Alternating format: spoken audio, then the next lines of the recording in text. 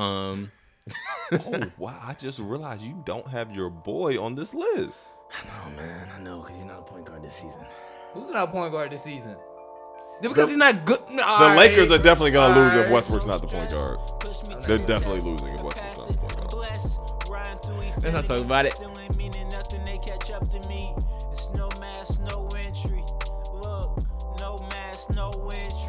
What's good, family? Welcome to a Marant Hoops podcast, the show with the freshest opinions and views on the world's most beautiful game. I'm your host, Greg, and I'm here with the homies, Dunkman Keith, Brian, Tamron.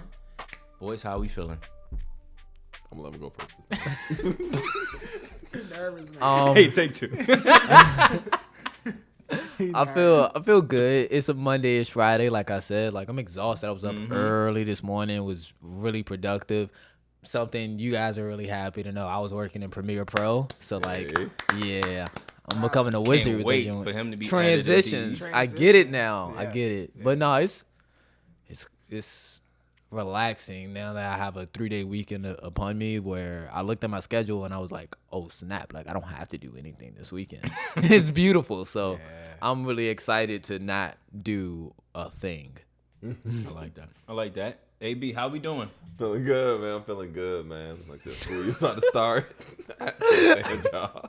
Greg started laughing. I couldn't stop myself. Oh, man.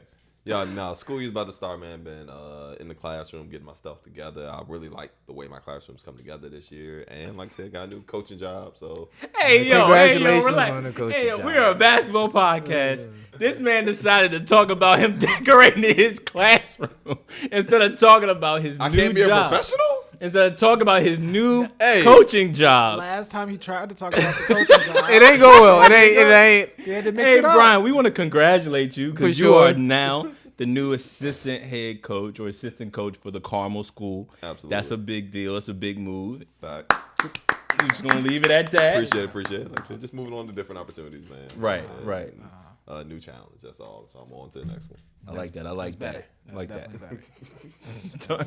Hey, Dunk, how we doing? Hey, stay over there. Stay over You got there. it, bro. You got it. Dunk, how we doing, boss? I'm good. I was dolo at work all week, but we made it.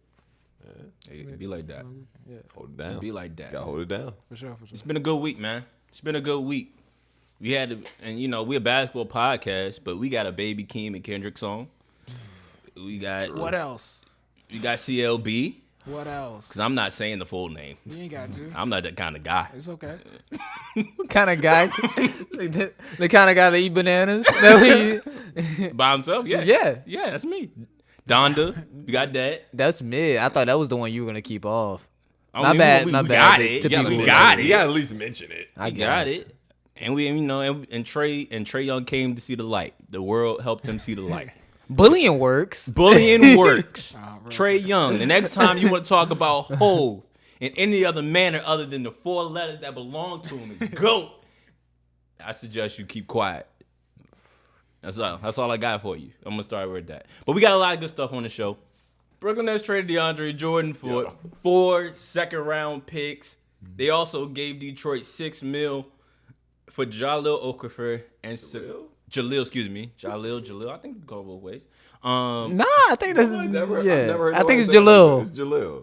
Okay, We've been my calling him bad. Jalil since we thought he was gonna be a star. Jalil Okafor. Dang. Yeah, why you slide Yo, that in there? Straight bullets everywhere. Jalil Okafor and Sekou Doumbouya, if I'm correct. Yeah. Doumbouya. Somewhere in that range. We apologize. Please forgive us. We don't have the pronunciation in front of us. But that didn't last long. They waived him or bought out. I don't know how they went about it. They're planning to buy him out. They bought him out. Los Angeles Lakers got him now. Yeah. That's what it really came down to. So it's looking like a cold war between Brooklyn and Los Angeles. What do we think of this move? I mean, they lost Andre Drummond and replaced him with Deandre Jordan. I guess. Like, I don't. If DeAndre Jordan can contribute with anybody, it would have been with James Harden, and it wasn't with James Harden in the Nets. So I don't really see what this move really. I actually like the Nets being able to move DeAndre Jordan and what they were able to to do after the move and how they were able to function. I think the Nets won in that ordeal. I mean, the fact that the Nets got any assets out of that, like I said, is definitely a W because his stock had dropped dramatically. And you still get Jahlil Okafor for what's that worth on the NBA market. And a lot of it was just freeing up the cap space too. That's fair.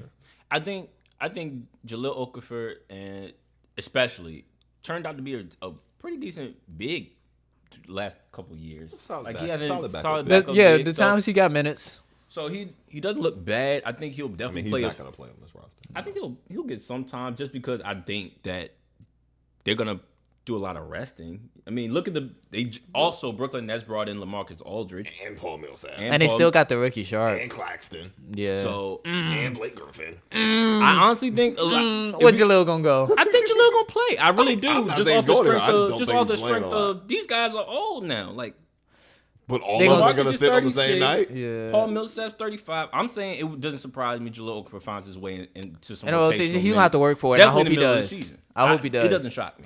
It wouldn't shock me. If he 2-3 stays on guys the go roster. down, then sure. I would say if he stays on the roster, I like wouldn't that be happened? surprised if. Last year? I mean, Like- I'm not going to argue that point at all. Their health is always going to be in question. Just like I would say the Lakers' health is now always going to be in question. Like, And I think you weren't here that last pod. Nope. The last pod, I said that from here on out, I'm taking injuries and injury history into consideration when I talk about teams. Yeah. Because the Lakers, Brooklyn, they got health issues. These teams are officially old, both of them. They're like, we have to take that into consideration. LaMarcus Aldridge 36. Paul Millsap 35, 36. be 36 by the time. season starts. Blake 33, 34, Yeah, I'll pull it up. 30. Blake ain't older than KD, is he? He's close. They're either the same age or Yeah. one's older. Oh, he might not be 33. I might be wilding with that. Yeah, I might be wilding with that. 33 sounds crazy when I say that. I was like, I just saw him jump over a car yesterday. What are we talking about? 32. Oh man. Okay. Overall. So like, I guess that was 10 years ago. so I mean, Yo, so the we're bigs are getting there. the bigs are old, and so when you take into consideration and the fact that they've all had health issues, like LaMarcus Aldridge just got cleared, and I believe the Nets just signed him to what was it, 1 year? What was it, Keith? On the next one? Yeah, 1 year, 2.6. So Veteran minimum. so, yeah, doesn't shock me if Okafor gets some quality minutes or some rotational minutes in midseason. Makes sense with the injury history. So If he stays on the team. But shout out to LaMarcus Aldridge. I'm happy he gets to end his career the way he wants to. Yeah, that's why I'm saying shout out. Yeah. You know, I hope we don't hear anything else in the future about I it. pray. Hope he has a I'm not full, even healthy talking. season and gets to play every game that he wants to. I'm not even gonna talk that into existence. Like, proud of you, man. Go for it. yeah, for those who do not know, LaMarcus Aldridge has been medically cleared by NBA number of doctors to play this next season. Of course, we all know that he had heart concerns, which led to his retirement or supposed retirement last season, earlier than he had expected. Of course, he planned to play for the Nets last year, but never really got an opportunity to get on the court due to the heart concerns. So now he gets opportunity to put on the Nets uniform, compete, play, and hopefully end out his career happy and satisfied. So much love to him. I like hearing things like this when guys get opportunity to come back. Especially in today's age, because a Right. lot of vets don't get to go out the way traditionally you would like to see vets go out. You know Right, what I mean? definitely. On their own terms.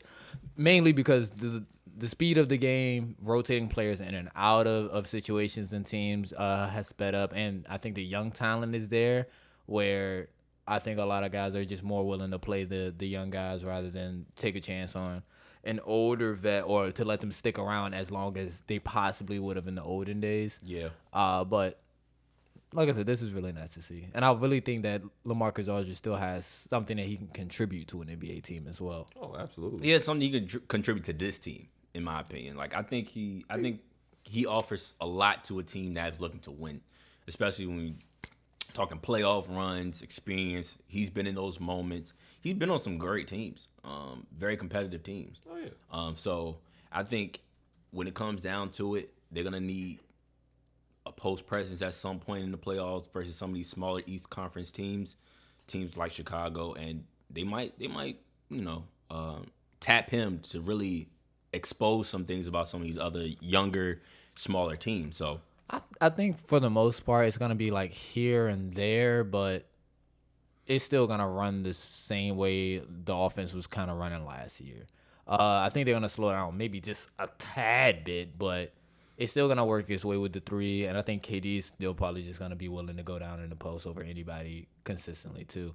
I don't see LaMarcus Aldrige like contributing a lot in terms of like points or shot attempts, but during the regular season, I would like to see how it plays out in his role in the Nets. Because as much as we're going to say they're old, the way they were running last year was, an extremely fast pace. It was like it was kind of like Showtime-ish, if you want to say it at times.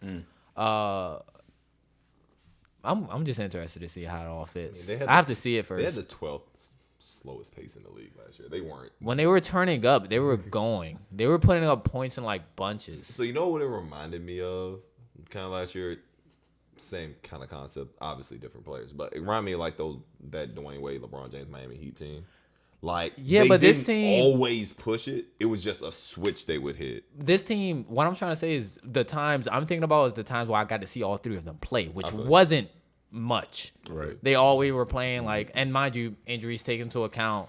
I'm trying to speak positively though. I don't want to see any of those major injuries this NBA season. I actually want to see Clay back, everybody, so they can compete at the highest level. Because we're seeing everybody about to exit their primes, and I'm getting tired of years being wasted. It's very true.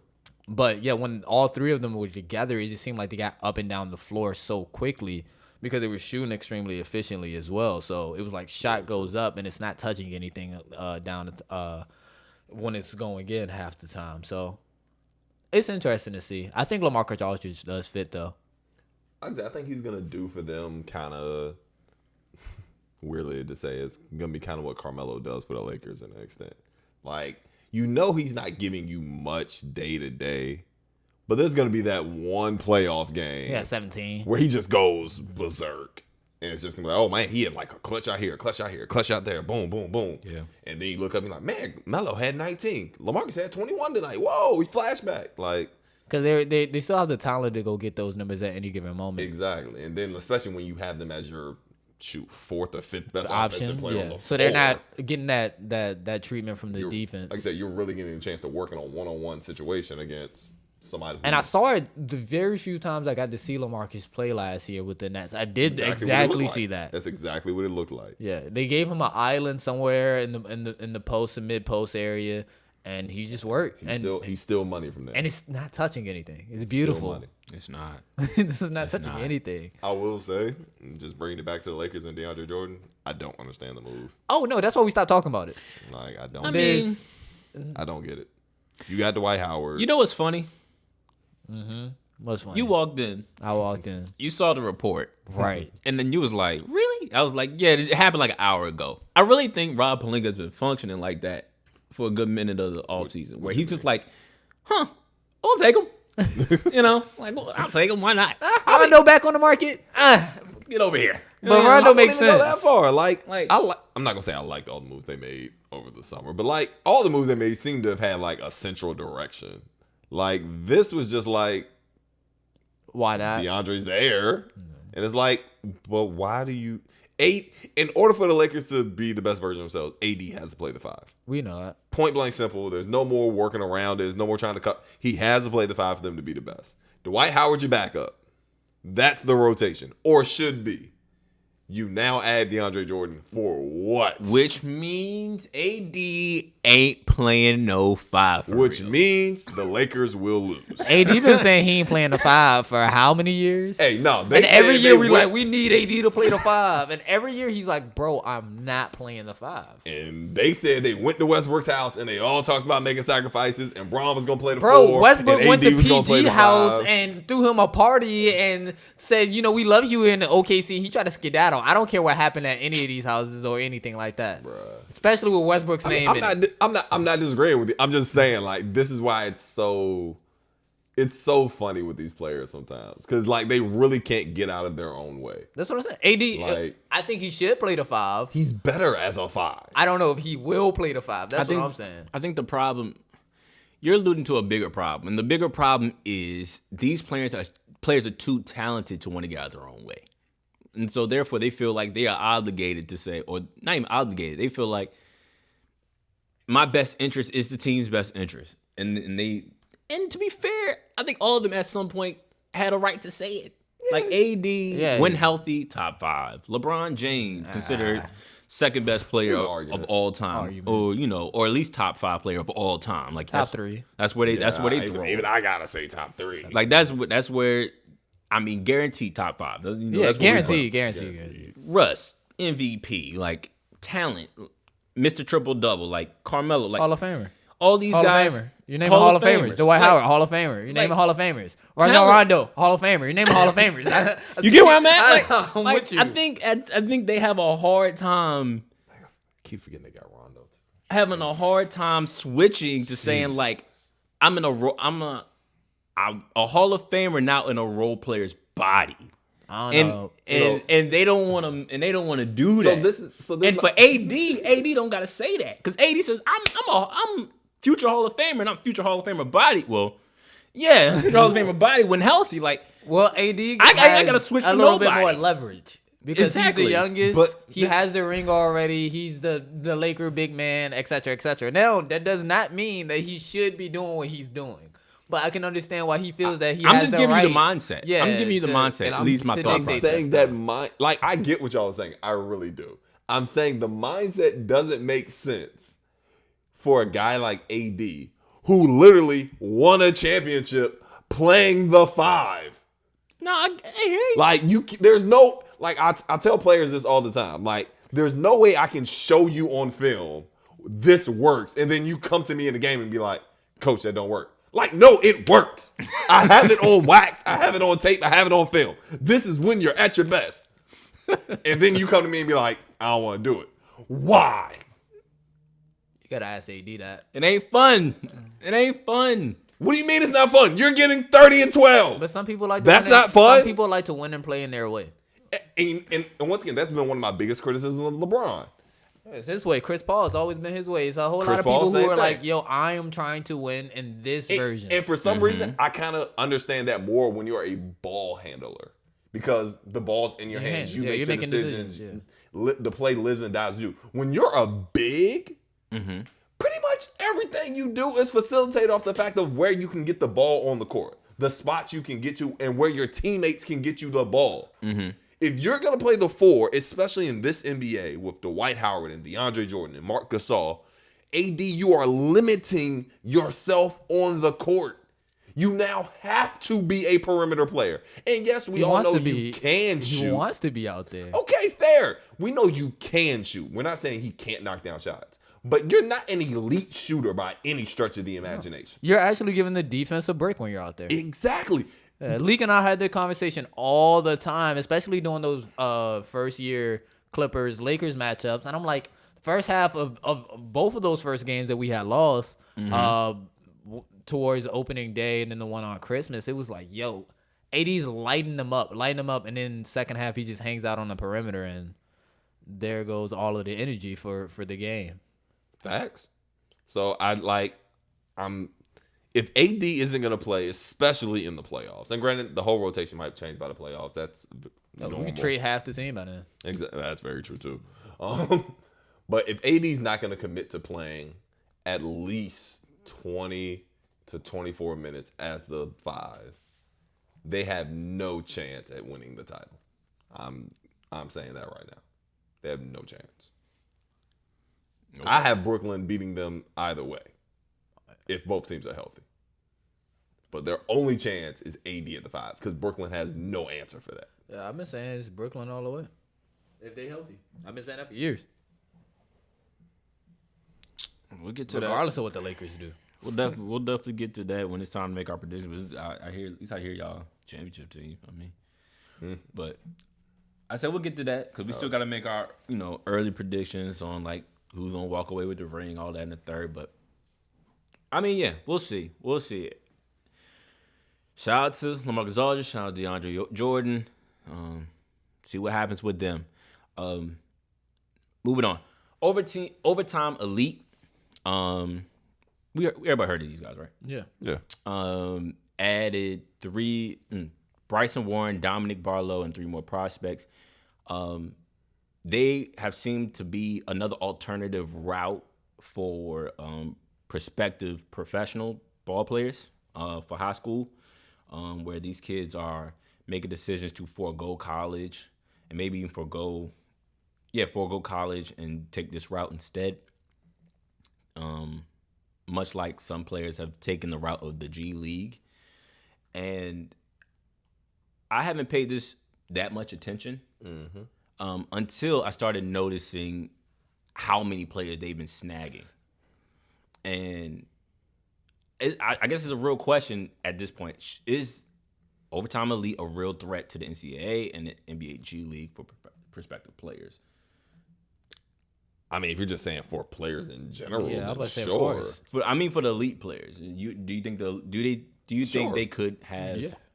They're doing it right now. Yeah, I would say it's not. I think it's already shown to work. Now it depends on what are you asking. Like, what are the players' goals?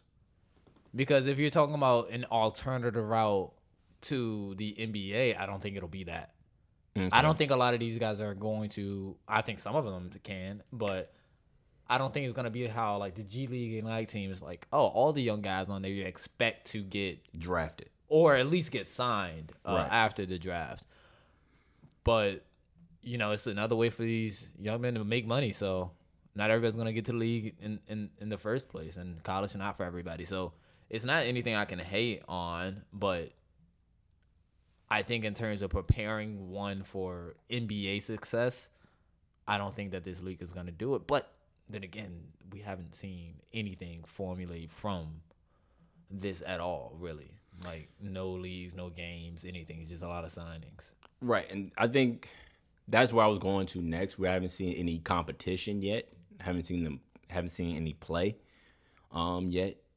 But just the idea of saying, like, I'm looking at it, every OTE player will earn a 6-figure salary, will get a guaranteed minimum of at least $100K per year. Mm-hmm. Bonuses, a share of equity in overtime, which means a lot because overtime kind of going crazy. Mm-hmm. In addition, players will participate in revenue from use of their name, image, and likeness. They're pretty much giving them a little taste of everything. I think this is it a threat to the NBA or the NBA G League? I don't think so. Is it a threat to NCAA? I think so, in a way. It's going to take players, but it's not going to shake the foundation of the NCAA. Not going to shake the foundation, but no matter how... It's like, okay, if you keep giving me things that pulls away from the well, right? Mm-hmm. It kind of takes away or it waters down the product of the college basketball. I see what you mean. So is it going to make the NCAA worse because they're going to miss out on certain players who are going to go to this league? So I've said this for years. I've said this for years, and we've had this conversation before. I would actually say this is probably more so a threat to G League, not the NBA. The NBA is always going to end up with the top talent. Right. But I would say this is more so a threat to the G League model than the NCAA. The problem with the NCAA is their marketing. Like, I've always said that. Granted, yes, you want to get young superstars in there, so-and-so. Like, it's great to have Zion Williamson in a Duke jersey, and so on and so forth. But the NCAA, at the end of the day, especially with the G League popping up and Overtime Elite popping up and all these different organizations popping up, they have to understand the reason people watch the NCAA, especially, let's be honest, the thing people really watch is March Madness. The reason people watch March Madness isn't always to see Zion. Yes, that is a big contributing factor. Mm-hmm. Don't get me wrong there. But we watch, one, for the upsets, the Cinderella stories. We watch because we have our teams. We watch because at the end of the day, we're all going to fill out a bracket. That is why people watch. They have to understand the way you market the NCAA is these are players you've seen now for 3-4 years. You saw this player play 3 years at your school. He's now in his senior year, and he's trying to make that miracle run. He's trying to get from so-and-so to so-and-so. I think if you go that route, I think the world moves. I think the world moves too fast for that.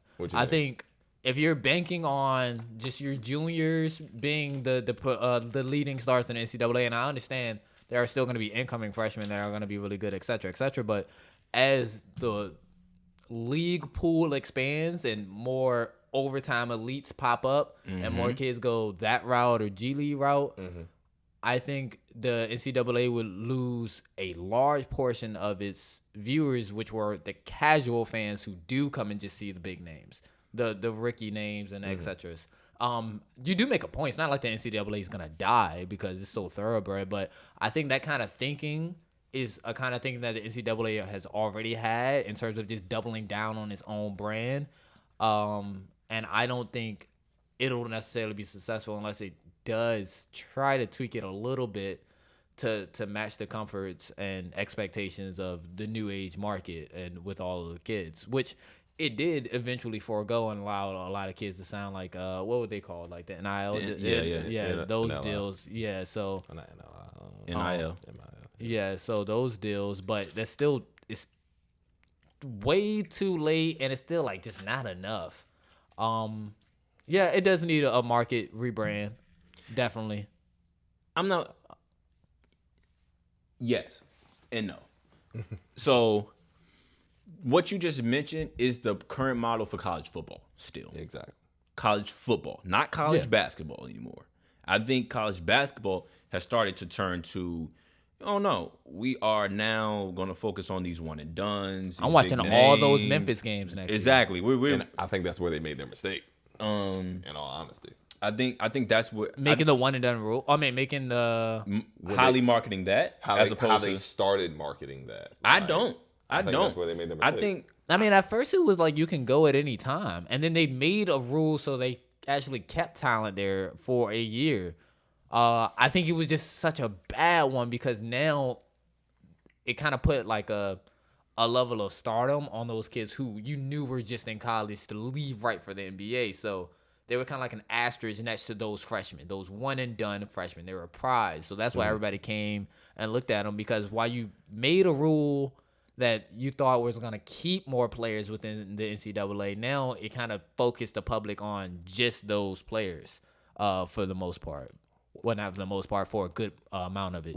I'm looking at it from this lens, and I'm looking at it from a lens of the NCAA didn't get it wrong in marketing the one and dones, or the one and dones, or the elite freshmen, all that in the third. They, in terms of college basketball, that's not where they went wrong.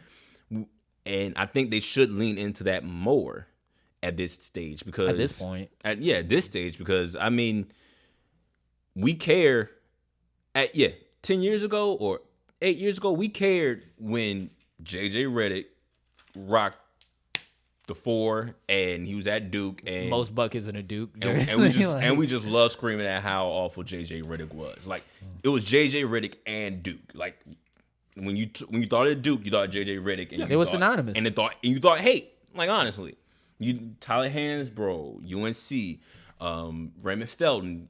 You think about guys who's been there for the experience of time. Draymond Green in Michigan State, right? Kemba and UConn. Like, that's what it used to be. Now we're in a stage where it's Lonzo and UCLA. It's D Rose. It's Imani Bates now, and that mob. Like, Kentucky. Period. Kentucky. Anybody like John name. Wall, AD. Like, you insert name here. Like Julius Randle. Any of them. Like. It's that now, and I think I like that more, and I think that's why I think a part of me felt like that's why I was so disinterested last year, because I was like, it did feel like an air of disinterest among the NCAA last year. Yeah, the Blue Bloods didn't hit like they were supposed to hit. They sucked. Let's be real. And the one and dones that I wanted to see, they were in the G League. I mean, they were half of them were in the G League. Half of them G League, and Cade. I liked college basketball last year. I liked college basketball last year. Gabe wasn't in a blue blood. Like, he wasn't a blue blood. So I'm like, I mean, it's cool. Yeah. I'm going to watch it because I like basketball, but I don't think I was bought in to the narrative as much as I was bought into it before. And I think because elements were missing, or they mismarketed the elements within college basketball. College football, no, you ain't got to change anything. You got Nick Saban, you got Dabo, and then you got guys. You got to stay for 3 years. So you're gonna have QB you're gonna see for 2-3 years. You see him kind of blossom into a first round pick. You're gonna see a corner kind of show up big time, and you're gonna have a running back that's gonna go Heisman like at some point. Like you're gonna have that. Yeah. No, our National Player of the Years are now turning out to be 1 year, 2 year guys. 1 year freshmen. So it's different now. And so if that's the case, then you're gonna have to market it like it's the NBA. And I think that's why G League and OTE is so entertaining to these guys, because like y'all put me on a pedestal that the NCAA hasn't put me on yet. And yeah, they're giving us the NIL, but they still ain't appreciating us the way y'all appreciating us. I mean, you can always try to make larger incentives for players who stay within the NCAA. Like if they were actually just willing to pay players. But that's the thing. They're still skirting around NCAA money touching the players' money, because the NILs is just like, all right, you get to go make money off of your own face. Like, right. You've already earned that. You were born with that. So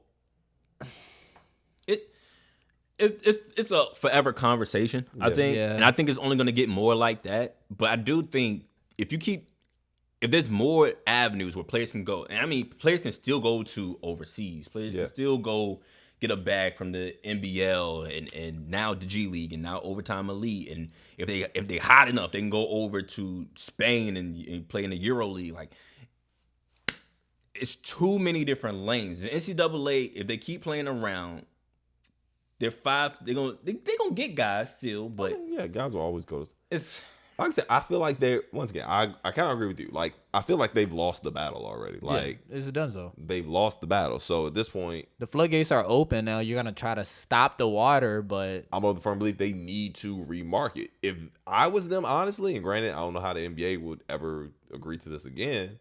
But like, and I said this when the run and done rule came out, if you remember years ago when that happened, I was like, the NCAA basketball, they need to go to the college baseball rules. You can come out of high school. That's your choice. If you go to college, you're there 3 years. Like, point blank simple. I don't think in this now. Yeah, it'll never be agreed to. I don't think the NBA would agree to it now. But like, that should have been their model. Yeah, because the players will hate that. But there's still ways to skirt around that. All right. So if you go to college. All right, cool. I don't want to be here no more. I'll transfer. Maybe I don't transfer. I'll go overseas. I'll spend 1 year overseas, and then I'll go over to the league. But I feel like it would create more buy-in for players and for coaches as well. I don't think so. No, it don't. I think it's gonna create more point, decision. Like, I have to guarantee you 3 years. The transfer portal. Maybe I think college baseball is 2 actually. I think people are still mad about 1 year. I think it should be a reduction. But I don't if you think have it should the even be a choice limit. to go straight out of high school, then like those guys, they're going then. Like, that's the point. Like, those guys who are certified. But then I don't want anybody to pros. mellow tremble themselves either. Like, you're after your first year, you pop. But this is what Mellow Trimble stayed too long. I mean, but it's a shrug. It just happens. He gambled. It always that's. But like, if you were able to strike, like, let's say that kid that pops his freshman year, if he's able to actually go, boom, he can make that bread. Oh no, he came back from his sophomore year. Let's not even say that his numbers dwindle. Let's say he gets hurt, and the year, that's a risk you're just gonna have to take. It's a sick one because it's an added risk that wasn't there before. When I could just leave after any year. I think buy-in should be more, not because we provided restrictions. I think incentives. Yeah, not necessarily incentive. It doesn't have to be an incentive. It could be, honestly, if we remove the restrictions, that's the buy-in in itself. So if you're telling me I have an opportunity to go to the league, I have an opportunity to go to college, that means I get to make the decision. If I pick college, that means I bought in. The door was always open for me to go to the league. And I could pick that any day of the week if I wanted to. But I chose college. I mean, that's and fair. therefore I have personally created the buy-in. Nobody had to create the buy-in for me. That's what I don't appreciate with college because it's this false sense of these guys want to be here. These guys really don't want to be here. They don't want to be there. They being here because you tell them feel they like gotta that be would here. Some of them want to be there, but I not feel like that not would a keep the guys lot. that want to be there. Like that creates that for them. But I mean, hey, I can't argue with that point. Let's say I don't think I can't name a lot of drafted players that would look back on like I wanted being there 3 years would have been cool. Like that's tough. Some guys. I'll say I'm not gonna take that away. There's quite a few. Of I'm not gonna those. take that away. I think they're gonna choose league each and every time though. Over another year of college, because they already did it the first time. I don't know. I'm not gonna take that away. Cause there's guys who actually enjoy the college experience. I'm not saying they didn't. I'm just saying. I think they enjoyed their pro experience more. That's it. I would say some do and some don't. Honestly, I think the majority though. That's what I'm going the with. ones that are good in the pros probably do. But like if you went from being a case point, Tyler Hansbrough, you went from being essentially a god on UNC's campus to just a guy in the NBA and didn't last long in the NBA. I mean, enjoyable experience, yeah, but I was just thinking about reaching the pros. Period. I feel you. I mean, reaching the pros is a milestone, and it's a huge milestone. But to be the big fish, and the saying being a big fish in the UNC is a small pond. That's a big pond. That's a big the pond, ocean. but like That's the ocean. That's a big but pond. being a big fish at a a blue blood. Nah, it's a tough experience. I mean, they don't get much better than that. Yeah, I Other mean, than being a superstar. I mean, we were talking about Wiggins earlier. I mean, Fair, but that lasts you 4 years and you ain't even getting paid for it over the table. I hear you. But I can guarantee one thing: Tyler Hansbrough can go to North Carolina anytime he wants to, and he'll get some money. And eat for free. Facts. I'd rather have my own money. But hey, you're right. No, I hear you. There's some people that will probably choose that experience over the pros. I'll always choose the pros over that experience, but it's experience I never had either or. So I feel you. Same. but yeah, you were talking about hundreds of thousands to millions of dollars, or you're talking about being exploited on a collegiate level. I don't care how fun the parties are. Like, I hear you. No, I mean I get it. I mean, I'm not going to the exploited aspect. all right, call it what you want. Let's go. Big deal or no deal. Rich Paul is being sued by Nerlens Noel. Noel claims breach of fiduciary duty, breach of contract, and negligence. The lawsuit doesn't cite a specific amount of damages, but asks for actual and punitive relief. You can't sue Rich Paul because you weren't good enough with the contract you wanted. I mean, he got hurt technically, so that's part of it. I think this is out of left Because field. technically, he had the deal. Rich told him to turn that deal down, and you'll get more later. I'll say you can't sue Rich Paul Well, because bad consulting? you made a bad decision. That's what regardless. Like, that's why you can't sue Rich Paul. At the end of the day, it's your name that's getting signed. Turn your mic around. Okay.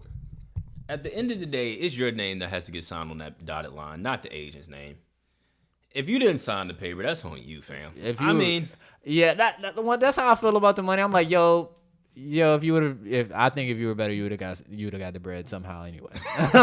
But it's not a funny thing because no, that's a lot of money. Yeah, and it's a lot of money. I think it was a 5-year, $70 million deal. But this is He like passed up. somebody. This is somebody just trying to look to blame somebody else, in my opinion, and that's why I don't like it. I mean, Like, I don't care how much. Like, if I had the opportunity to sign, like, you know what I mean? there's reports that other agents have Influenced pressed this- him to and influenced him to make this move. I wasn't gonna bring that up, And no, I mean we got to get to it because that's part of it. but I felt like I was a conspiracy theorist. There's reports of that, and then there's also reports that agents are happy that this is being done because they just don't bang with Rich Paul. Yeah, that's no And- surprise. And so this is just kind of let's get him while we can, but I don't think he wins this case. I think this was a waste of time. I don't think he should win this case. I don't think it makes sense to even bring up as a case. I don't think you have enough standing, but who knows? Maybe it's something behind the scenes with enough evidence. I but think it was from filed all in the Dallas. I don't know what that means, but filed in Dallas, like I think he filed the lawsuit in Dallas. I don't know if that has I don't any know. weight. I think the deal was for OKC or was it for Dallas for the Mavericks? Man, Nerlens Noel has been on a lot of Who we teams. supposed to sign that deal with? The Mavericks or Yeah, the OKC? Mavericks. Oh, maybe that's why. So I don't. Yeah, I say this is a no deal type thing. I think this is more so just let's try to taint Rich Paul's name in clutch sports any way we can. Yeah. And this ain't They gonna trying work. to move Ben Simmons and he's acting like this. Tyrese Maxey is trying to get in on that deal. Supposedly, might be thrown in. Come on, Nobody likes clutch right now except me. I love clutch. I don't know what we talk about. Like guys who hoop still get in the bag. Yeah, I would say, bro. And Nerlens, I'm not hating. Like I get it. Like love to see a black man get paid. Look, at the end of the day, that was your decision. Like you had to sign off on that. It wasn't like he just ripped up the contract that held you like at gunpoint and told you, "I'm not letting you sign this." Fact.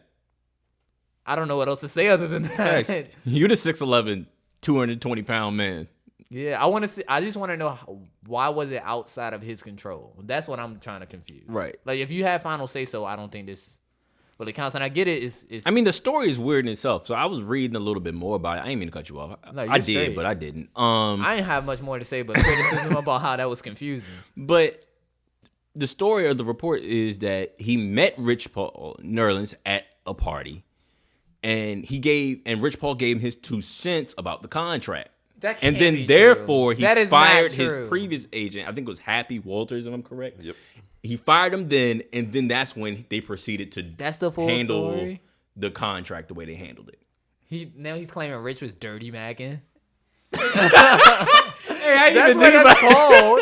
That's what that's called, right? I mean, that's that's dirty not out macking. of the realm of clutch, though. I'm not mad if Rich is doing it. You can't get Like- mad at somebody. You got dirty macked. Like, Like, and I feel like this is more so. So also understand this. They're both suing each other. Clutch is suing New Orleans for not paying his commission. Noel's now countersuing, saying, also it's a countersuit. It's honestly Who started what first? Exactly. I will say, New Orleans has no case to stand on because at the end of the day, you have to make the decision. You chose to fire your agent who got you the $70 million deal. I just and want some accountability. And go on the word of Right. Rich Paul. I don't think this is a big deal by any stretch. I will say this is a small deal simply on the fact of it's just a lot of undercurrent about clutch right now. And granted, some of it's jealousy, some of it's I think a lot of it unfair. is jealousy. Yeah.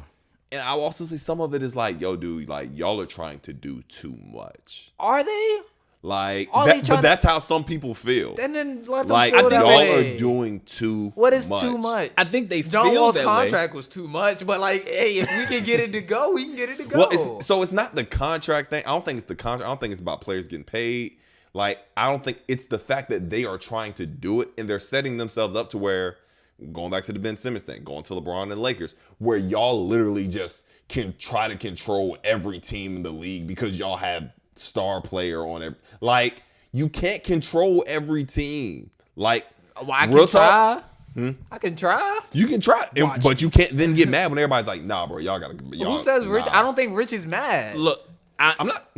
I don't mean, know if that's he's. fair. I don't know if he's mad or not. I'm not gonna That's fair. speak for him, but I'm just assuming like everything I heard was just like, yo, I can try all of this, and y'all can hate if y'all want to hate. I don't think anything he's trying to do, even if it is going as far as controlling the league by being able to move the talent around like that. In my opinion, it's always like if you don't want somebody to do something, then stop them in a certain kind of way. Like either sign the talent themselves, or the NBA is gonna have to transfigure something. But if Rich is moving within the confines of the rules, right, legally. yeah, That's exactly what I was going with. what are we talking about? He ain't do nothing wrong. Like when people was like, "Oh yeah, the Warriors Never and know till it KD." comes out. Hey, when they were like KD and the Warriors were cheating, I was like, "How? They ain't break no rules." That's what I always said. Until somebody showed me that he has broken egregious rules, and collusion ain't one of them because everybody colludes. Colluding. I agree with that. You know, That's not a well. It is a rule break, but nobody cares. whatever. Yeah, no it's one like cares. tampering. It's Exactly. like we Nobody know cares. that. Collusion Nobody and cares. tampering does not Yeah. count. Nobody cares. Does not count. So you got to go ahead and you got to find something else way more heavy for me to say, oh, they are breaking rules and they are really changing the the landscape of the league in an illegal way. Egregious. Has to be. So egregious. once again, it's not even a thing of illegal. Granted, once again, that's a whole different discussion. It's not the idea of that they're doing something illegal. It's almost, at the end of the day, especially when you're talking about GMs, agents, players, a lot of that is operated on the idea of the relationship and good faith. That is how things are operated, and that's on any level. So when you have guys like Rich Paul who are outsiders already, Yep. who then walk into a situation, and now they're walking into the room, and they're the ones holding the biggest trade chips. And not only are they holding the biggest trade chips, they're holding it over your head. It's like, hey, Game of guys. Thrones. Huh? Game of Thrones. Okay. And mostly everybody in Game of Thrones gets their head cut off. I think in this way, I think we should start with the source in terms of what you said with somebody who wasn't allowed in that space initially, like not from that space, the outsider in that space. Do we all think he's credible to be in that space now? Yeah, for sure. I think everybody does. I think when he became credible to get in that space, it was still hard and extremely hard for him to get in that space, and they made it hard for him to get there. So when I got there and I'm the best at it, I don't care what y'all think about how I move, because when I was trying to move within the confines of what y'all consider to be the right way, I wasn't allowed in the space. But now I'm dominating it, and everybody hates how I dominating it. I wish I could say some other stuff on this pod about what they can do, but yeah, they can go.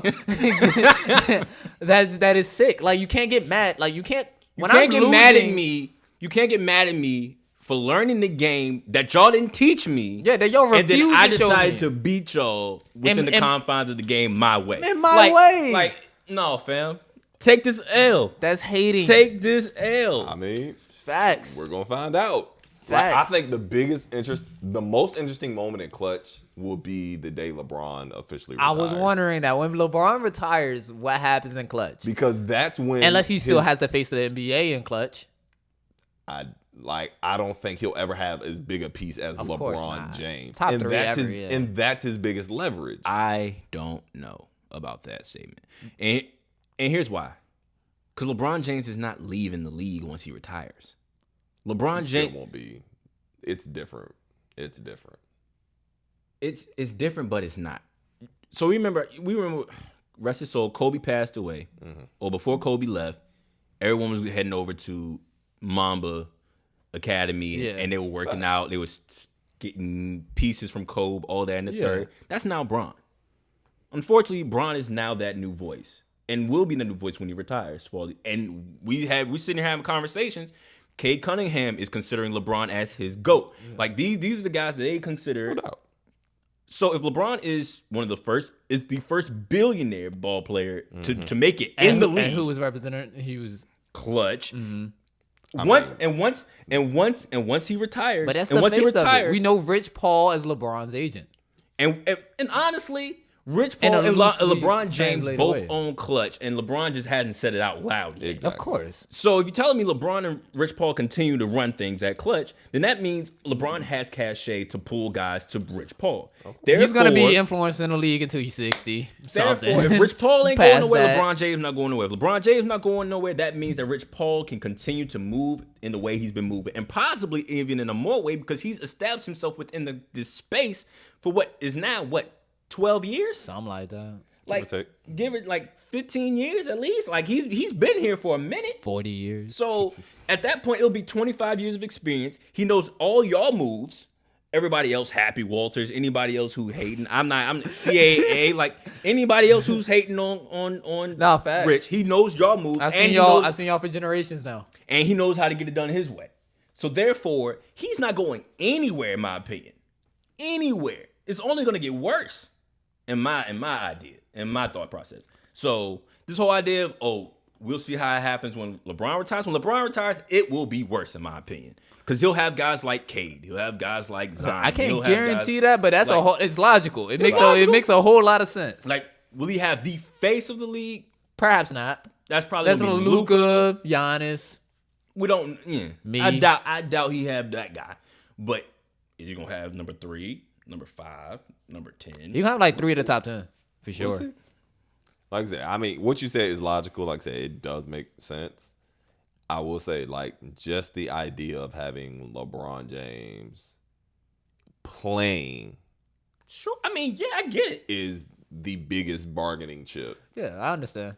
arguably in league history. No, for sure. For sure. And the minute he decides, I am no longer playing the game of basketball, I am now a voice. I am now, however you want to call it. It'll be easier for other An league icon. agents to dismiss what Braun does too. It's like, oh no, you're not playing. You can't directly influence how you used to. Like, come and play with me is no longer a chip That's you not a have thing. anymore. And I mean, hey, Unless once it's again, always what you about to said is come out of very logical. retirement. I'm not saying LeBron No. won't still have influence. He definitely will. Massive. But that major chip of like, hey, I can get you to the Lakers because LeBron's on the Lakers. Like, I can get you to such and such because LeBron's going to make sure da. Like, these are things, like, we watched this happen numerous times throughout for LeBron's sure. career where it's like, J.R. Smith and KCP got paid because of LeBron. Like, point blank simple. Tristan got a bag. Tristan got paid because of LeBron. Teams now like, I don't have to cater to you because, yeah, you have the 5th best player in the league. Cool. He's not LeBron. I don't have to cater to you in this aspect. I can go get the 7th best player and whatever the case may be and fill my team that way. Like, I don't have to go above and beyond to keep you happy just because you have LeBron James in your back pocket. So, yes, what you said is very logical. LeBron's going to have influence for decades to come. No ifs and buts about it. But that major chip hanging over everybody's head, once that's gone, I'm interested to see how the NBA maneuvers with clutch sports after that. Because, yes, players are going to come up and admire LeBron, and they'll, like I said, they'll look at him and they'll definitely, like I said, listen to what he has to say. But right now, all these guys in the league, like, they talk to LeBron heavily. Like, yeah, guys coming in after this, K's not going to be friends with LeBron James. They are two different lanes of life right now. Yeah. Cade is going to look at LeBron as a mentor, but at the end of the day, Cade's his own person. Guys like Zach LaVine, who else is in clutch? Draymond, these are LeBron's contemporaries. Mm-hmm. We are like, I've been to war. I've been to war with you. I've been on Team USA with you. I've done here. I've gone here with you. We've gone out together. We are bonded. So yeah, LeBron, you can redirect my life essentially to some extent because I trust you to handle that. Not every Jalen Green is not gonna have that. Guys, whoever you want to throw in next draft, like Imani Bates, these guys. Yes, LeBron's a mentor. You're not. Jason Tatum. You're didn't not my sign. dad. Exactly. Like Jason Tatum didn't sign with Kobe's agent. Like, oh yeah, I rock with you. You'll teach me stuff. You're cool. I'm doing my own thing though. Yeah, they're still grown men. For sure. I'm not saying But the they're influence not, is still crazy. The not influence saying will that- still be there, no doubt. Still crazy. but hey, we'll see. We'll see. Yeah, we'll see. I just say it's gonna be. I interesting was about to watch. reiterate my whole point, but there's no point. We already did that one. So We'll see. I think At the end of the day, we've learned that, it's okay to tell people to take the money. Oh no, yeah, It's okay Take to- the money. Dennis should have took the money. Noel money. should have took the money. Take the money. Take your money, man. Get your money. Go get drafted. Get your money. all right, y'all. It's that time of the year. Top 10 list. We get to go and do our top 10 by position. Going into the 2022 NBA season. For those who need to know, we're doing point guards first, and Kyrie Irving is not considered a point guard to us this season. Ever. He said it himself. Why this So- isn't a debate. If you're upset in the comment section, I don't get it. He said James Harden's the point guard. So Kyrie is now a 2. He's been moved to that list. So I'm not sure who wants to go first.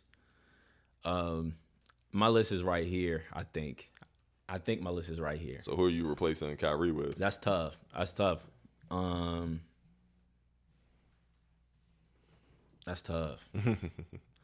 All right, so this is what my 10 looks like with Kyrie, unfortunately, because I made my list with Kyrie, not without him. And I have to replace him. But number 10 is Mike Conley. Why do you have 10? My bad. We're going to pull that 5? I thought so. Okay, so all right, so just focus on my 5 then. 5, we're doing top 5 because Keith said so. Oh wow! I just realized you don't have your boy on this list. I know, man. I know, because he's not a point guard this season. Who's not a point guard this season? Because he's not good. The Lakers are definitely going to lose if Westbrook's not the point guard. They're definitely losing if Westbrook's not the point guard. Let's not talk about it. So my 5 looks like Trae Young. Based off what I have on this list right now, Trae Young at 5, Dame Lillard at 4, Luka at 3, Harden at 2, Steph Curry at 1. So Trae at 5, Dame at 4, Luka at 3, Harden at 2, Steph at 1. Okay, gotcha. That is my 5. Okay. I got James Harden over Luka Doncic, even though I believe Luka Doncic's number is gonna go crazy. I think James Harden plays a huge role in terms of how that team is effective and how efficient that team is. And, of course, winning goes in hand. Steph Curry is by far the best point guard in the league. I'm just not going to challenge that with anyone in here, nor on the comment section. I'll leave that to Brian because he does that on a weekly basis. You are right. Like he's sick of this conversation. He has been defending Steph Curry for 3 years now, day in and day out. So I'm gonna leave that to him. Crazy. Dame at 4. I'm worried about Dame. I think Dame's gonna have a great season, but the Blazers didn't do enough, and that's why he's at 4. He's gonna go crazy, but the winning's not gonna be there. The efficiency may not be as good. I think he's still in his prime, but definitely at the end of it. Trae Young's definitely taking a step forward this year after the playoffs. I think he's gonna go nuts. Definitely, because that team got a whole lot deeper, and they're still pretty much intact. They pretty much brought their pieces back. So that's gonna be fun. And then Chris Paul is just an outside at 6. Drew Holiday is my 7. De'Aaron Fox 8. Mike Conley 9. And if I had a 10, I don't have a 10. I'm gonna leave that out because I don't want to say nothing. Just go ahead and put Westbrook there, man. Or Ben Simmons. Take your pick. Jamal Murray count? He'll be back by playoffs, maybe. Maybe. See, that's the one. That's a good question. That's the guy I was missing. He should be back, but I don't know if I can. I don't it's know. hard to place he doesn't. him. Yeah, he can't be when on he this, when he'll be back is gonna be the issue, and how many games he missed will be the issue. Yeah, the only comment I gotta make is you don't think Ja Morant is top 10? Ooh, that's another one. Like that was the glaring name I saw missing, especially because Mike Conley popped up. Now I did this. Now I thought about when I did this list. I thought about Ja Morant and I thought about Mike Conley, and the reason why I picked Mike Conley over Ja is because I was thinking at it in a lens of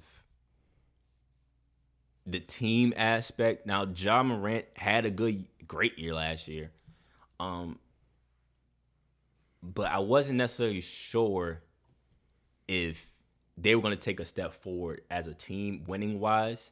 He still does some things on the court that is inefficient, in my opinion.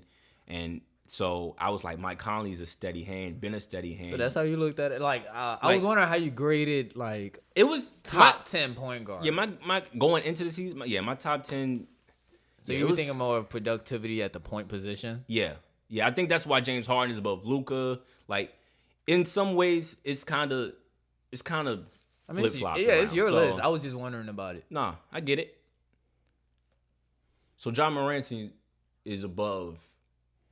Well, he's not my 5 because I thought we were doing 5. Yeah, all right, so he's your 5. Yeah, my 5 was Trae Young. Starting at that 5 position was really. I was about to say that was about to be wild. At 1? No. I was about to say, whoa. I think we're probably all gonna have Steph as number 1. I hope so. So that's why I started at 5. But 5 with Trae Young made a whole lot of sense to me. It was actually the same 5 that you had. I was just looking at your other list.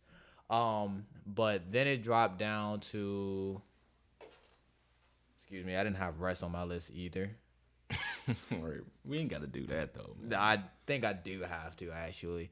Then it was Luka, Dame, James, Steph. Luka at 4, Dame at 3, James at 2, Steph at 1. Okay. I gave Dame just that edge over Luka. I mean, we're talking about like nitpicking at this splitting point. hairs. Yeah, but really, I was like, yo, Dame, I've seen you do some crazy stuff. I've seen Luka do some crazy stuff, but I'm just going with Dame.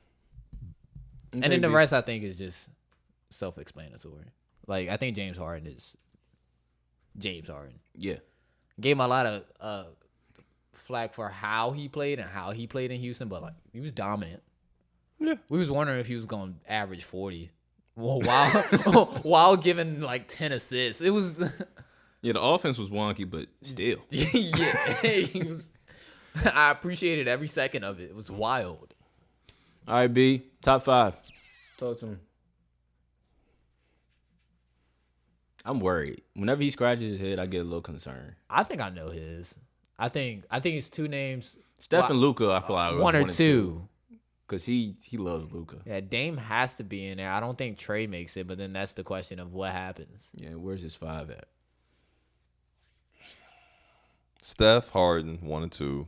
Steph Harden 1 and 2. I mean, Luka is just European Harden right now. Luka so 3. Okay. fair. Dame 4. All right. Same list so far. And Don't be difficult. You know what? have Be to. difficult if you want You to. We need have something to talk though. about. I don't see anybody else above Trey Young. That's the thing. He's earned that 5. You're a spot. hater if he's. I just don't understand who else would be because we don't have Kyrie in this conversation at all. yeah. You're So a hater yeah. if you don't say Trey. You gonna say Chris? You really gonna say Chris? You want to say Chris? Nah, I don't. Nah, I respect Drew Holiday as well. I'll go Trey Young at 5. Okay. Is it a snub? Should we consider John Morant higher? Yeah, he's Should top. John Morant have in him the over. 6 to 10? I definitely have him Yeah. over Mike Conley. Yeah, 100% over Mike Conley. And I like Mike Conley Over a Drew lot. Holiday? Like, I think Drew Holiday can end up at like 7 and John Morant can end up at like 8, but that's because Drew does so much on both sides of the ball as well. You know what he's going to get out of him every. Like, come on, we say it all the time. Like, takes care of his business. It's all Right. straight. De'Aaron Fox. So John Morant's better than De'Aaron Fox. John Morant's better than De'Aaron Fox. John Morant's better than De'Aaron Fox. I wasn't sure about That's that. the one I'll take. I'm not That's not the one sure I'll about take. that one. That's the one I'll take. Because Not sure about my that 9 one. and 10 was very. I saw John Morant put Steph and the Warriors out of to get into the playoffs. I saw that man going off in the bubble trying to bring his team to the play. Like, and I understand Ja came into a better situation than I think De'Aaron did. I'm bringing that up. Okay, thank you. But all I can say is from what I've seen with what they had, I think Ja did more, even with the more that he had, than De'Aaron did with the less that he De'Aaron had. And it's averaged 25 last I'm not year. mad at De'Aaron. What, 25 and 7? 7. Yeah. I'm not mad at With De'Aaron. nothing. Not even a good coach. Ja Morant, I saw him in those big moments. I saw his growth and development constantly and continuously. I want to see remember when he De'Aaron got actually hurt. be able to get to a big moment, but he needs help. He needs a lot of help. For sure. I mean, and I'm not saying I am saying I think Ja Morant is better than De'Aaron Fox, and I don't have a hesitation in saying that. I'm not mad at any other thoughts. De'Aaron is good. I hear you. I'm not trashing De'Aaron. I know you're not, but it's not that simple for me. It's not. When you're No, averaging respect. 25 and 7 in Sacramento, let's be honest, Sacramento's been a mess. Look, that's why I gave him what I Like- gave him. I was like, like- yo, Sacramento has been horrible, to say the It's least. been a mess, and it seems like they're pretty much going to press a reset button again. I mean, what else? What are it they looks gonna like. do? Sell the team and move them to Seattle. So, I mean, that was difficult for me. That was a difficult one. I can concede the Mike Conley one a little bit better. Yeah, I can concede the Mike Conley one a little bit better. No, the De'Aaron Fox one, like, I understand your argument about But- it. I just hold a lot of weight into being able to be the number one option on the team, especially with how him and Jaren Jackson haven't gotten as many, I guess, reps or at least the chemistry I thought was gonna happen already. Or maybe I mean, everybody Jaren was hurt most of last Yeah, year. that's what I'm Right. saying with him out. So he was supposed to be his running mate. You're out. This time you have a chance to get into the playoffs again. You're able to, and you have a huge game to do it. Like, I don't know. Like, I just respect what I saw from him, so I got to give it to him. I think I'm going to always give the edge to the person who, if it's seemingly equal, who's ever contributing to the winning team. And it's no disrespect to De'Aaron. No, I get it. Yeah, I get it. but 'Cause, I mean, like I said, that's your how buckets are weighted differently when you're playing to get in playoff position and then when you're not. And that's, like I said, no disrespect to him because I always shout out Zach LaVine as well. But I yeah, get that's it. neither here nor there. I definitely understand the logic. All right, looking at the list, looking at your 5 or looking at your 10, who is not mentioned or hasn't been mentioned that could be a dark horse to fall in this list? I would say, yeah. Other than D'Lo. Ja, that was mine. D'Lo is a good one, but D'Lo, other than Mike Conley, I think he's not better than anybody else on this top 10. I think he could have a year that could. Minnesota's a sleeper team for me. Just a feeling. I think they got some interesting pieces. I think Cat and D'Lo work very well together. I don't think they're going to be a contender or anything. Don't get me wrong. But we have to see them work well together. They're never playing on the same. That's floor. fair. The few times they have played, Like I mean, 8. hey, if you want to do the Harden and Kyrie and No, KD fair, thing, but those fair. are 3 But superstars, and these are these 2 all-star level players. Like, D'Lo's an all-star. Cat is a superstar in the making. He just has to stay on the court. Like, he's a 7-foot guy who can handle, shoot 40% from 3. I'm just not gonna compare them to 3 of the most feel trusted you. I'm just offensive saying, players like, in the league. Like, those are 2 really talented players. No, they're on the verge of being like the next wave of stars. So, like, I think Minnesota's a sleeper team for me in the West. And I think D'Lo is going to have a big part in that because, I mean, at the end of the day, D'Lo is super talented offensively. Plays with great pace. Great pace, great passer, can shoot it. Super long arms, sneaky Like, athletic, vision crazy. Like, he can do everything off. His biggest problem is always going to be the defensive end and how much he really locks in. But I think this will be the first year in a long time where he's happy with the situation he's in. He's with his best friend. Like, D'Lo's a guy who can really climb up this list. And then obviously the 2 most missing guys I would say here is the one who shouldn't be a point guard and the one you said is not gonna be a point guard, and Westbrook and Ben Simmons. Yeah. I think Russell Westbrook is better than John Morant, but I just don't want to put them on this list. I would say maybe I'm hating or whatever. I'm just gonna be I would say completely he's honest. better than Drew Holiday. Yeah, and sure. De'Aaron Fox. Like, Facts.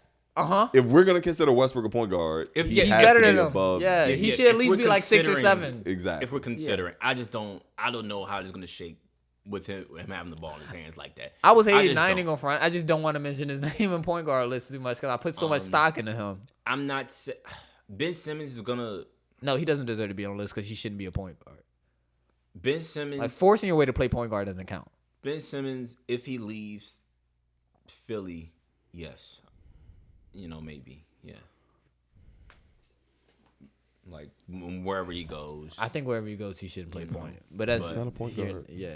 But Unless all these videos he's showing he start doing in games, Man, he's I'm not a getting point tired guard. of his summer videos. I'm tired. I ain't gonna lie, I'm tired of most of their videos. It's not just him. I'm tired of all of them. Nah, I find it fun to watch. Like I found the runs funny, like when they're actually playing and they're Yeah. going at. But like the workout videos, I'm sick of. Like just the clips. the clips of them just getting shots off. Oh, I'm working on my ball. Like I don't care anymore. Like I really don't. Unless you're showing me a video of you working out with Akeem or whoever, like then I'm like, oh, you went to somebody to actually learn something. Like other than that, I don't care. No, I feel you. Yeah, I like watching the runs. The runs are fun to watch. I enjoy those. But yeah, the highlight workout tapes, I agree. One name that has not been mentioned that is a super, super dark horse, and I'm highlighting super, super dark horse is Fred VanVleet. I mean, he's gonna be good. I think I think taking out Kyle Lowry It's his show. is his show, man. And he averaged 19 last season. Not drafting Jalen Suggs. God, that Like I swore they were going. When Kyle Lowry rocked, I was like, "Oh, Jalen Suggs getting drafted," but we already had So, that discussion. and they should have. that boy's good, man. That boy's really good. I wasn't here when y'all talked about summer league, but good God, that boy is special. That boy's good. The tweet I said, like, oh, it's gonna be a real position battle in Orlando. It ain't. It ain't. That tweet got old fast. But yeah, I think Fred VanVleet could be really, really, Position battle for the backup. Could be really special for him in Toronto just because it's his show. He gets to actually be a point guard. I feel like he was running that combo guard with Kyle. Kyle was really running They were the show. sharing the duties. Like So we really get to see what Fred VanVleet is made of, and I think he's going to perform pretty well. Is that going to translate to wins? But is he going to put up good numbers? I'm thinking somewhere in the ballpark of maybe 23 points, 24 points. Somebody gotta shoot 6 assists, 7 assists. Yeah, I think he can do that. And if that's the case, he's putting up pretty much the same numbers De'Aaron Fox put up last season. So I think he could very well find himself tinkering on the outside, maybe 9-10 spot, depending on how efficient he is and how efficient that offense looks with him running the show. So that's my super, super dark horse spot. I'm going to throw another name out here just for the heck of it then, since we're here. Malcolm Brogdon. Okay. Like, Rick Carlisle's now his coach. Indiana, I think, is going to be a little bit healthier this year because that was their major problem last year. I mean, Brogdon averaged 25 and 5 last year on great efficiency. Yeah. Like, if Carlisle can come in and infuse some of that offensive genius that he's known for, they stay healthy, like, I could easily see Brogdon averaging 20-plus again, 6-7 assists, 4 or 5 rebounds. He's going to shoot the ball well. That's what he does. He picks his spots very well. Yeah. Once again, is it good enough to bring it to the top 10? The point guard position is loaded. It is. It is. From top to bottom. I mean, we didn't mention LaMelo, who I expect to improve from last season. He should. We didn't mention none of the rookies. Cade's gonna start most likely. Yeah. So Cade's gonna have a quality season. Like the point guard position is so. We didn't mention John Wall, who's coming back from his injury. I'm so interested to see what Houston does with him. So, and I think John Wall's gonna play well, just because he finally gets back from the injury last season. He wasn't horrible last season. He wasn't horrible last season, but I considered last season kind of a warm up. Yeah. This season, he finally he's got his feet wet back in the league, hooping, and so now he's going to be actually pushing himself. Yeah. Maybe a little bit harder than what he did last year. So like, it's very well possible. Like when you say it's loaded, it's loaded. No off nights. If you're a point guard. But yeah, y'all let us know what y'all think of our top 10. Of course, drop it in the comments. Y'all give us y'all top 10, top 5, top 5, top 5. What can they say? Smoking on top 5. So please let us know what y'all think. Who did we leave out? How did we get it wrong? If we got it wrong, we probably didn't because, we us. But we would love to hear y'all thoughts. Next up, NBA vaccinations.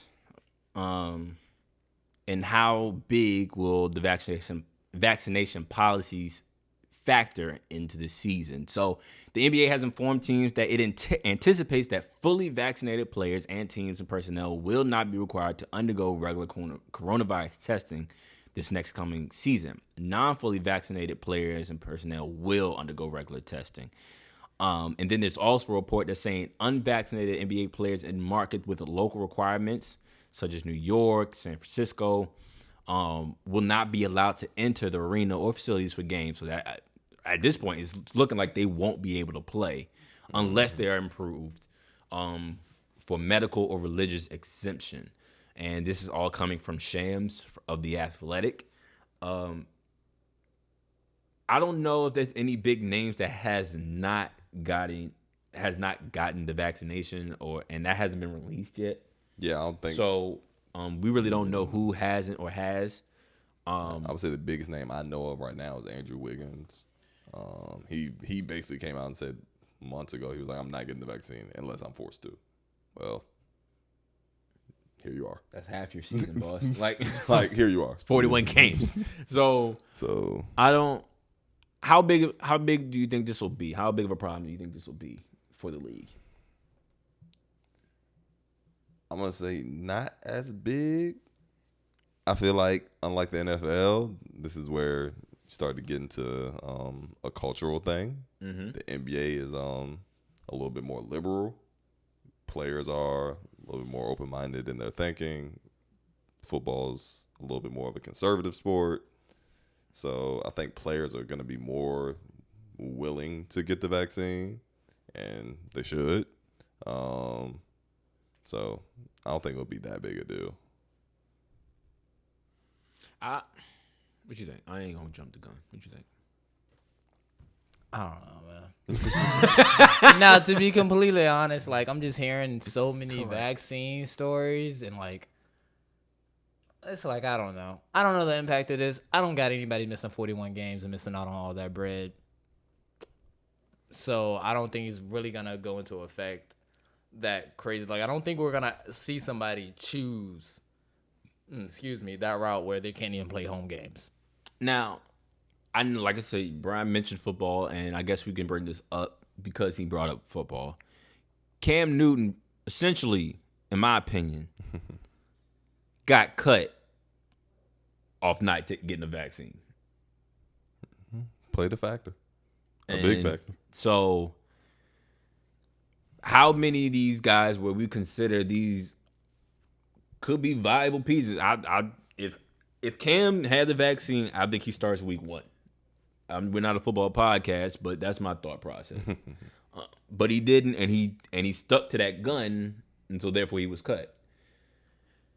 How many NBA players, rotational pieces, maybe 6th, 7th on your bench, maybe a starting small for like Andrew Wiggins, where like, you know what?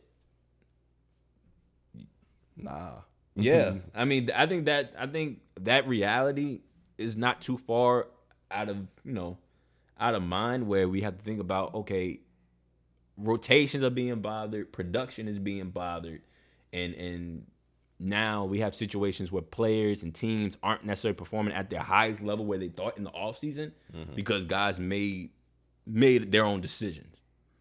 And at the end of the day, it's still your own decision whether you think you should get vaccinated or not. You still have that choice. So I don't know. I don't know if I'm not going to say it's not a big deal yet, because we really don't know who's been vaccinated or not. But the policies itself definitely lend, hey, you got to get this, because New York and San Francisco aren't the only cities that's on this wave. The rest of them ain't come out yet. Nah, realistically, I don't think we're gonna run into this being an issue. I would be really surprised if it actually became an issue. So while the guidelines may seem strict, I don't think anybody's gonna have to face them. So it's like you can make them as strict or as harsh as you would like, because I think everybody's at the end of the day is going to get that vaccine in the NBA. Or if they don't, I don't think it's gonna be anybody. I don't think Andrew Wiggins is gonna sit out a year or miss half a game. Like any integral part of an NBA roster is going to do that. Maybe some front office people or something like that. But in terms of the players, no, I don't think so. Okay. I don't see it. You don't see it? No. Donkey don't see it? Nah, Too much money. it's a lot of it. All right, we move on then. We ain't got to stay there long. Last. I think this is the last. It's last. your show. Just making sure that's last. Who is your must-watch League Pass team in this upcoming season? So a League Pass team is what we would consider a team that we end up watching a ton of, that we really don't root for, or a team that doesn't get a lot of coverage on the national scale. A la what New Orleans was. A lot. They were some of my most fun games to watch. I loved watching those games. So those pre-Zion era. Right. So what do y'all think? That's tough. I mean, talent got spread out again. Like I said, I mentioned. Yeah. to some of the teams that I considered, like the Bulls got better. So like I said, I don't know if they're considered to be. You're walking into a season that is a 2-team race. I mean, yeah, but I mean, okay, teams. There's more reasons to watch more teams now. Like Cade is on Detroit. Can I consider them a League Pass team now? That is a League Pass team. How they have the number one pick? So is Detroit. That's team what I was trash. asking. All right, so we're going with trash teams, just the bad teams. No, not necessarily. I'm just saying, any team that is not in the national spotlight. Let's put it and just that because way. Cade is the number one pick, title contenders. Which is pretty much 28 of the 2 teams. Yeah, I was about to say. All but 2 teams in the league. Yeah, I know I'm gonna watch a lot of Bulls games. I would say, I guess the way I would factor is any team that has less than 20 games on national TV. Okay, I don't know. That would be my criteria. I don't know that. Off rip, but Exactly. And that's hard to know off the top of your head. I know I'm gonna watch the Bulls. That's all I know. Okay. Dang. Well, why? Why are you watching the Bulls? I'm gonna drag this out a little bit. No, some players that I'm really invested in. Zach LaVine, you've heard me say for years. I've been waiting to see if he can ascend to 2-guard stardom in the league. He has the bag for it. Lonzo Ball, somebody I've always vouched for. The whole family I vouched for. Big baller starting at point. DeMar DeRozan. my guy. Like, love him. Always wore Kobe's. I was always wondering why he wore Kobe's when I was young. And I'm like, of course, other people love Kobe other than me. So he's there now. And just seeing that Zach LaVine has some semblance of talent around him with Vucevic there as well, DeMar, Lonzo, Kobe's coming off the bench, still invested in Kobe White. Don't expect them to make trade him. You said what? They need to trade him. Hey, man, free Kobe. What? Kobe. I just want to see him on the NBA floor. It's not a good place for him anymore. All the changes happen. But I could think he could be a great six man. I got to see what role they try to implement him in, but bucket getter. He's You the don't bucket need a getter. bucket getter anymore. It's Zach LaVine and DeMar. Like, you always need buckets off the bench. I guess. Like, I don't know about guessing. Kobe's the guy who needs the ball in his hands. So Off it's the like bench, you don't have to play with If you all tell of them. if you telling me you got DeMar Kawhi, and Zach is always gonna be on the floor. if you telling me you got one of Kawhi them. and PG on the floor, and then you're like, you know what? In time, we can just drop Lou Will in. We saw how well that worked out. Lou Will was still getting buckets. Yeah, I Relax, was like saying, relax. Now he was did they still win a getting ring? buckets because he No, got traded at the end. Come on, he was still He going was still for cups. getting buckets, and they He was There's still a going reason. for There's a cups. reason they traded him. and they made the playoffs. Relax. There's a reason they traded him. Chicago Bulls aren't winning a ring this season. That's fair. I'm saying I think Kobe White will grow more in a different situation. That's all I'm saying. I think he needs to do the growing this year first, and then maybe expand his role somewhere else. But who knows? That's besides the point. Maybe this year will teach him how to be more of a spot up shooter. I don't know. I'm interested in seeing what this year would teach him, and that's why I'm watching the Bulls. Fair enough. Okay, so we got the Bulls. So, just for sake of purposes here, let's say league passing. I looked up the schedule for teams with the most nationally televised games. Okay. So, the top 10 teams with nationally televised are the Lakers, the Warriors are number 2, Brooklyn's 3, Bucks 4, Suns 5, Celtics 6, Knicks 7, Clippers 8, 76ers, and then the Mavericks or Jazz are tied at 10. Yeah, so the Actually Bulls. shocking. I expected the Hawks to have more games this year. No. Yeah, I know, right? No. Why not? Because Ice Trade a gang is fun. The fact it's that fun to us. No, but no, Ice Trade like is fun. even bro. I got Hey, that's a look. little weird. Like the fact that the Knicks National- are over them is like. Why? Because they New York. halfway went I to mean, the I playoffs. get it, Nah. but like I thought, but like Atlanta is Atlanta, and you would think Atlanta after going to Atlanta the ain't Eastern New York. Conference It's not Finals, Atlanta ain't New York. Like I mean, Atlanta, it's not, but it's not still a New York. major market, and it's still a team that went to the conference finals. A major market versus the market. I'm not saying they should be over New York. I'm saying they should have been like Neck and neck. neck I hear and you. neck, like But under them, like close. Where is Both Atlanta of on the them. list? I think Before I make that argument, where's Atlanta on the list? Like they're not on the list, not even in the top. No, 10. they don't have to be in the top 10, but if I they're don't- 12, it I'm don't- not it's tripping. only- top It's 10. only showing me the Oh, top 10. I bet. It's only showing me the top Alright. 10. I would say, yeah, if they're like 11, 12, I'm not tripping. Yeah, But if they're like 19, yeah, Yeah, we got to talk. I'm like, yeah, what? Yeah, that's a good question. I don't know. I think I expected Atlanta to be in the top 10 though. Yeah. I was about to be very disrespectful to the first seed and say why did Utah have so many games. But I mean, they are coming off the number one Donovan seed. Mitchell's a guy people like. So, yeah, I got two. One is Atlanta. Atlanta is at 13th. Yeah, that ain't bad. Behind who? Miami and Denver. I ain't mad at that. Denver, I ain't So- mad at it. I mean, that's the MVP. 12, Like, 13, 14. They're at 14 No. with the most nationally televised games. Yeah, we getting there. Yeah. it's getting a little disrespectful. Are they tied with those? No. No. So Dallas and Utah are tied at 10th. Okay. Yeah. So that's 10 and 11. Denver's right behind them at 25. Mm-hmm. Miami's 22. And then- Atlanta's 19. Yeah, I'm cool with that. I don't know how I feel about that. That's gonna change. 19 games. Nationally nationally televised. I know. televised. For Atlanta though, That's going. decent. that's not. That's not okay. Nah, that's not okay. I think, And that's gonna change, Keith. Like We're the further- the deeper overestimating we get into who the wants to season, see them on TV. I don't think we are. Like, they're a fun team. That's an entertaining guy. Hey, man, to me, That's You get- your boy. they- that throw is it- my guy. That's what I'm saying. I think that's my guy. I think that's your guy. I think that's his guy. I think that's his guy. I don't think that's the majority of America's guy. I don't think everybody sees what he did in the playoffs and then goes, give him 19. Really? especially with Utah, like, ahead of them. By that significant of a margin. And I'm not trying to hate on the number one seed, I but will. still, like, Not either, but like if you ask me who's more fun to watch, I'm not. What I'm saying is, I'm not surprised how this list showed up. Fair enough. In my list, yeah, Atlanta's up there. I expected them to be top 10, but fair enough. enough. I'm not the majority of viewers. The team above them has 22. Yep, Miami. The Miami Heat, yeah. No, that's fine. But to be from 22 The Bulls have 19. 11. 19. Nah. 11? Yeah, told you. Yeah. Told y'all. The Bulls. No, people really don't like the Bulls' moves this offseason. Shockingly. No, yeah, a lot of mixed reviews. Oh, I thought it was decent. A lot of mixed reviews. People Better- said, I think it was I think there bad. was a scout that said, no, it was a scout poll, whatever. They said the worst move made in the offseason was DeRozan going to Chicago. Yep. That was the worst move in the offseason. I don't know. Maybe everybody in LA was just mad. I don't know. But did you give us your team? Nah, not yet. All right. I'm going with the Wizards. Okay. Shockingly enough. I don't know what he's talking about. See y'all next week on. I think the He's Wizards. just being difficult. I think the Wizards are gonna be better than they were last year. This man said the Bullets. I mean, okay. Said I'm watching the Bullets. All right.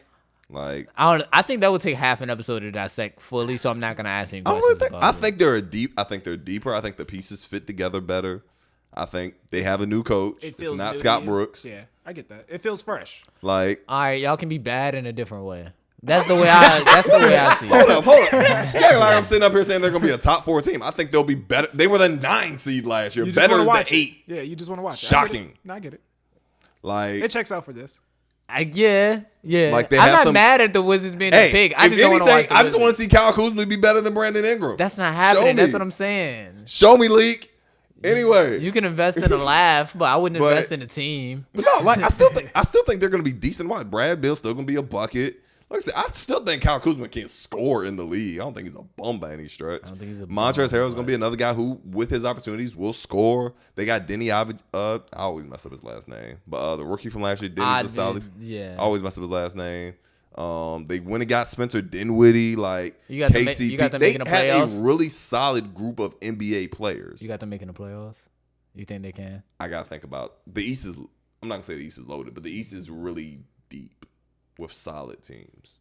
I don't think they're making the playoffs. I think they'll. I think they're gonna be worse. I think than they'll be in the 19 play-in again. Like I think they're gonna be somewhere between 7 and 9 again. Like Russ had a little stretch where, like, all right, He was I'll rushing. give, That's I what he will was give rushing. him that. Russ also had that beginning of the season where he was horrible and he was the reason they were in that hole. Hey, look, man, I'd rather take the guy who can get me in a hole and get me out of it than. I would rather have the guys who just keep me above water. I don't think the rest of those guys keep you above water. I think that's. You're literally looking at Brad Bill, who we know is a 30-point guy. Brad Bill was in that hole with Russ. Huh? So here's my point. And Dolo, he was Here's not my making point. the playoffs. Here's my point. Brad is a 30-point guy. We know that without a shadow sure. of a doubt. You now add Kuzma, who should be good for anywhere from 15 to 18 You think points. the fit's gonna be better, and that's why they excel a I little think bit that's more? part. And coaching. I think that all adds up. That's fair. Like they legitimately have 3 to 4 other guys who could average 15 plus next to Brad Bill. Instead of it just being Russ, who we know is an inconsistent scorer, and Brad Bill. Like, it could work.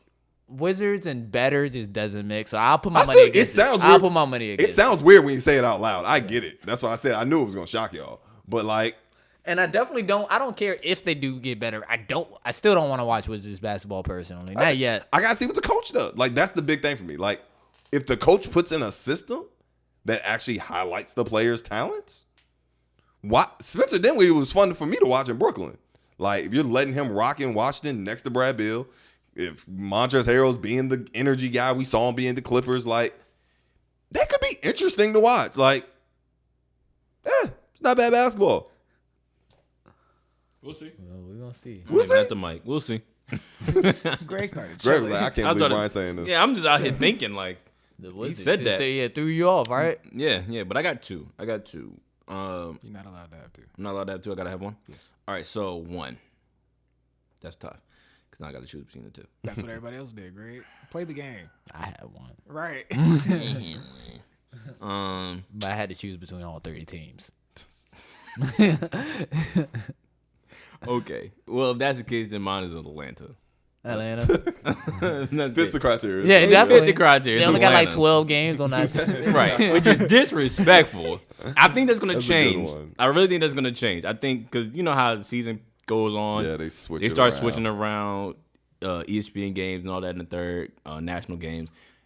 Atlanta's gonna definitely have more games at the end of the season. I think they'll have 25 games, maybe 22. Yeah, they'll games probably end up somewhere in that range.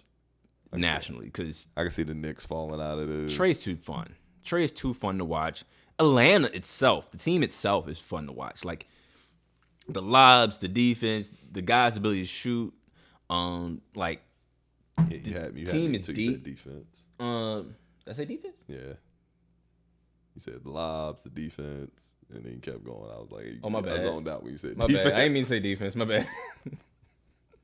I think I was just talking about. I meant to say the depth, the deepness. My bad. The deep. How deep they were. The team is deep. The lobs, they fun. They can score the ball. They don't play defense, but we don't care. Defense. We don't care. We really don't. They can shoot. And so, a conference I finals. will say that it will be my most interesting storyline for next year. Defense. To see how defenses recover from the COVID season. Because last year, defenses were horrible the entire season. And most of us kind of blamed that on the fact that it was a COVID season. They had a shortened training camp. Like, team scouting reports weren't as in-depth. I'm interested to see if the league bounces back to some extent. That and the rule change. That too. The rule That'll be change. The rule change is gonna be big in terms of how guys like Trey, guys like James, kind of adapt to not being able to initiate contact. Yeah. Contact. Initiate Excuse me, contact. I was about to say content. Contact. Boy, been working. So This Washington team is deep. we're getting out of here. I don't know. I'm talking about When's Atlanta. the last time He you can- heard that? It's Washington. That's I my keep point. talking about Atlanta. This man wants to talk about Washington. Because the roster was pulled up. I just hadn't looked. Now I'm really looking. I'm like, well, there's guys we didn't even mention who are decent players on here. But also a team that was really, really bad last year that I just want to just throw out there. It's not my second team, but it's a team I'm just, Houston. Oh yeah, no, they're gonna be fun to watch. I didn't want to name be fun Houston to because I watch. didn't think it was allowed. It was a huge market, so No, they only got 5 games on national TV. yeah, because they got John Wall. not Jalen Green, John Wall. I mean, that's the only reason they have 5 grand. Jalen Green, just Jalen Green would have got you like 7. How many games Detroit got? 6. Say how much that first 5 again. See. So Houston, Houston has 4. Detroit has 5. My fault. See, Jalen Green is worth 4 games. John Wall isn't worth. I'm weak. Any shout outs? Nah. Shout out. Shout outs to Shout out to Zebo and Tony Allen. getting their numbers retired. That's Getting their numbers right. retired in Memphis. First team all defense. Shout out to them. Where I'm man. from, the bullies get You bullied. know you're a poor franchise. It's a shout out. He hate. Nah, let's get out of here. No, man. I'm actually very happy for Zebo. and Tony We Allen. wouldn't have known. I can't tell, B. I actually can't tell. I'm very happy for Tony Allen and Zach Randolph. It's just funny to me. But I am very happy for You them. remember your They New des- Year's resolution? They definitely deserve that. I Maybe thought New Year's that was res- his New Year's Hey, last year. Hey, I'm not gonna hate as much. I'm Golly. really not hating. I'm not hating on them. Let me put it this way. I'm not hating on them. They deserve this moment. I'm proud of They them. deserve for this it. moment with a They trash deserve it. franchise. That's what it sounds like hating. Y'all only got your I'm numbers hating- retired I'm because the hating on- franchise I'm trash. hating on the Memphis Grizzlies. I'm hating on the me Memphis outta here, Grizzlies. man. I'm hating on the Memphis Grizzlies. Not Zach Randolph and Tony Allen. Get me Keep outta that here, straight. bro. Tony Allen, first team all defense. You're a legend, bro. Zach Randolph, you're a beast, bro. Proud of y'all. Hey, we love y'all, man. We appreciate y'all being with us on this show. If y'all enjoyed it, please, y'all know what to do, man. Like, subscribe, comment. Let us know what y'all think. Join the conversation. We love the conversation. We're going to do our best to reply in the comments to y'all. So do that for us. If you're listening on Spotify, Apple, Google, you name it, any Anchor, you name it, y'all know what to do. Like the show, rate the show, 5 stars, 4 stars, none 3 or below. Because like my mama say, if you don't got nothing nice to say, don't say nothing at all. And we appreciate y'all. And as always, eat, sleep, breathe the game. We love you. Be safe. We out. Mans can't get his jersey retired. Can't get a jersey inside without somebody hating. bro, God, jersey. I'm not hating on them. I'm hating on the franchise. Good show, man. Hating on the God franchise. dang. Hating on the franchise. I said. You know how that's the equivalent is? Greg, you know I got a new job? Oh, yeah, I had a little job working out Hey, now. man, that little job. Hey, that I got little new- business. That little retirement that you just had. You got a Hall new of job? Fame. Oh, man, I heard that place is trash. Yeah.